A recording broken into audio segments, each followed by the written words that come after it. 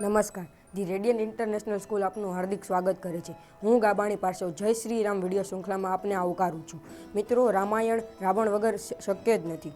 રામાયણમાં રામની સાથે સ્મૃતિમાં રાવણ આવે છે. તેથી આપણે રાવણને શિવ ભક્ત રાવણ અને પરાક્રમી રાવણ તરીકે જાણી લઈએ. જટાટ વિગલજ્જલ પ્રવાહ વિપાવતસ્થલે અલેવ્ય લંબી લંબિતમ ભુજંજકુક માલિક ડમડ ડમડ ડમડ નિનાદ બર્વયમ જકાર ચંડ તાંડવ ધનોતુ ન શિવમ શિવમ. આ શિવ તાંડવ શ્રુતમ સાંભળતાની સાથે જ આપણને રાવણની વિદ્વતાનો ખ્યાલ આવે છે. રામાયણ આ નામ સાંભળતાની સાથે જ આપણા દિલ અને દિમાગમાં એક ઉત્સાહ અને આસ્થાનો સંચાર થાય છે. આપણે બહુ બધું શીખવાડી જતા વ્યક્તિત્વની મનોગાથા છે. આમાં આપણે સૌ જાણીએ છીએ તેમ શ્રી રામ, લક્ષ્મણ, ભરત, માતા સીતા, હનુમાનજી, સુગ્રીવ, વાલી, અંગદ, રાવણ વગેરે અલગ અલગ આવડતમાં મહાબલી અને મહારથી હતા. જેમાંથી એક અવિસ્મરણીય અને અદ્ભુત વ્યક્તિત્વ એટલે કે હારીને પણ જીતી જનાર મહાનાયક રાવણ. રાવણ એક એવો વ્યક્તિ છે જે હારી ગયો પરંતુ ઇતિહાસના પાનામાં પોતાનું નામ લખાવીને ગયો હતો. રાવણ એક એવો મહાનાયક થઈ ગયો જેના માટે કહેવાયું છે એકો અહમ દ્વિતીયો નાસ્તિ ન ભૂતો ન ભવિષ્યતિ. ઇતિહાસના પાનામાં માત્ર વિજય થયેલા ભગવાન રામના જ શબ્દો અને ગાથા અંકિત થયેલી છે, પરાજિત થયેલા રાવણની નહીં. તેથી સત્ય એકતરફી થઈ જાય છે અથવા તો થઈ ગયું છે એવું મારું માનવું છે. આમ તો પરાજયની ગાથા કોઈ ગાતું જ નથી. એનું ઉત્તમ ઉદાહરણ રામાયણ છે. આથી આજે રાવણ શું એ હું તમને જણાવું. ઋષિ પિતા અને રાક્ષસી માતાનો પુત્ર રાવણ. તેથી તેના મનમાં હંમેશા પરસ્પર બે વિરોધી તત્વો વલોવતા રહેતા હતા.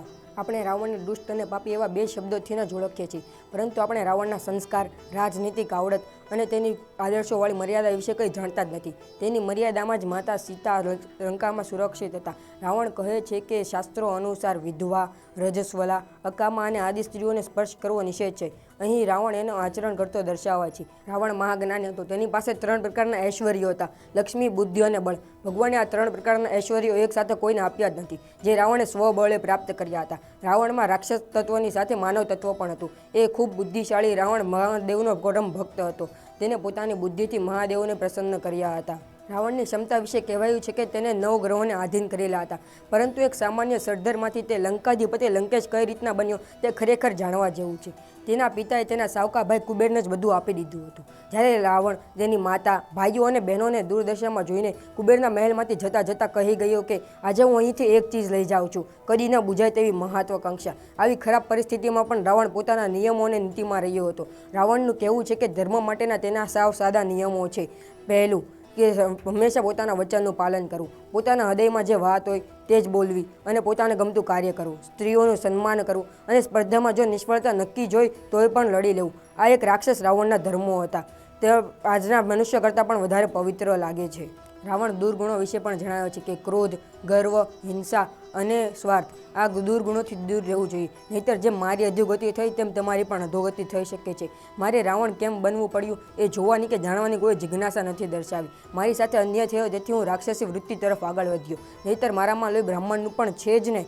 આથી રાવણ રાક્ષસ બન્યો હતો એ આપણે સૌ જાણીએ જ છીએ. રાવણમાં અનેક નબળાઈઓ હતી, પરંતુ તેની સામે તેની મહાનતા ઓછી નહોતી. તેને તેના દેશવાસીઓ માટે એવા કાર્યો કર્યા હતા કે જેથી તેઓ તેના માટે મરવા પણ તૈયાર હતા. રાવણ પોતાના દેશવાસી માટે જાન દેવા પર તત્પર રહેતો હતો. રાવણ કહે છે કે દેવત્વ ધરાવતા દેવો પણ પોતાની પત્નીનું સન્માન જાળવી રાખતા નથી. તેઓ તેનું સમાજમાં સ્થાન નીચું બતાવે છે. માતા સીતાની અગ્નિ પરીક્ષા તેનું ખૂબ મોટું ઉદાહરણ છે. રાવણે કદી પોતાની પત્નીનો ત્યાગ નથી કર્યો કે નથી તેની કદી પરીક્ષા લીધી. તેની બહેનના અપમાન માટે જ તે બધું કરી ચૂકવા તૈયાર થયો હતો. સાથે સાથે તે સાદો વીણાવાદક અને સંગીતનો જ્ઞાની પણ હતો. રાવણના મહેલમાં જ્યારે હનુમાનજી ગયા હતા ત્યારે તેમણે રાવણ માટે કહેલું: અહો રૂપ મહો ધૈર્ય મહોત્સવ મહો ધૂતિ અહો રાક્ષસ રાજસ્ય સર્વ લક્ષણ પુખ્તતા. એટલે કે તેમને કહેલું કે રૂપ, સૌંદર્યતા, ધીરજ, કાંતિ અને સર્વ લક્ષણ યુક્ત હોવા છતાં જો રાવણમાં અધર્મ બળવાન ન હોત તો તે દેવલોકનો પણ સ્વામી બની જાત. હવે આપણે અન્ય જરૂરી જાણકારીઓ જોઈએ. શ્રીલંકામાં તાજેતરમાં ઉત્પન્ન થયેલા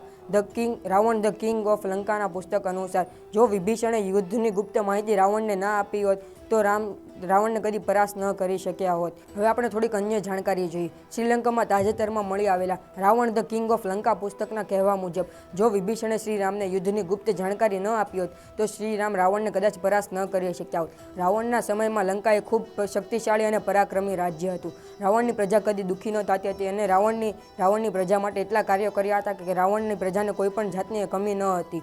અને રાવણના સમયમાં એવું જાણવામાં આવ્યું હતું કે તેની પાસે અલગ અલગ જગ્યાએ પોતાના પુષ્પક વિમાન માટે હવાઈ મથકો પણ હતા. रावण बनना भी कहाँ आसान था, रावण में अहंकार था तो पश्चाताप भी था, रावण में वासना थी तो वहाँ संयम भी था, रावण में सीता का अपहरण करने की ताकत थी तो बिना सहमति के पर स्त्री को स्पर्श भी न करने का संकल्प था, सीता जीवित मिली ये राम की ही ताकत थी, पर सीता पवित्र मिली ये रावण की भी मर्यादा थी.